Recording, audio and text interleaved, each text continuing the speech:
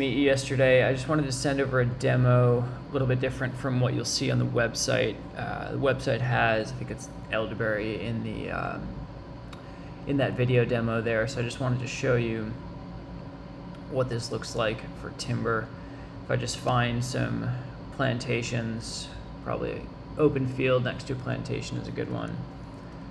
I can draw a grid, and if I want to look at expected yield, hit enter and select a crop, say longleaf pine. Right now it's at super wide spacing, but if I want to change that to say 12 by 6.5 or 12 by 8, what have you, all those dots automatically change. You can orient that north south, and then I'm just going to delete that one for now because I already have one block of about 100 acres of a grid of pine in here. So this can be used for planning the planting of a new plantation or just harvest of an existing one. If I go to economics, hit summary, then it gives me 30-year financials. And that's the traditional IRR. You can export this to Excel if you want to analyze it there. Yields can be in board feet or really whatever units you put in there. You have revenue as well. You can filter for year. Operations. From there, it makes sense to go into the crop itself. This is where you edit everything. So from planting, you have unit cost, you have target board feet per tree. You can change yield to tons. So if that makes sense for an operation, totally possible. Different grades here. So if you're selling pulpwood up to C-select, chip and saw, etc., when you change anything here, the economics automatically change. So right now we're doing 30% number 2 common and 60% C-select and then 10% pulpwood. If I change this to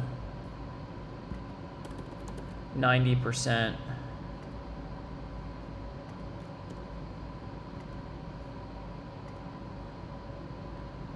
and that return's automatically going to change. It went up to a 4% IRR. I'm just going to change that back.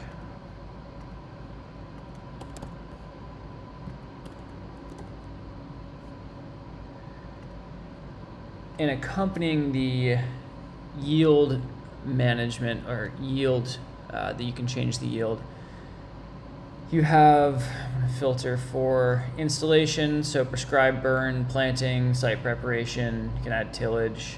For any one of these, I can contract that as per acre, per tree, per row foot, etc., or per year. And then go over to management. So in this plan, we're doing things like burning, fertilizing, pruning. All that's changeable. Go in here to, let's see, pruning to 19 feet.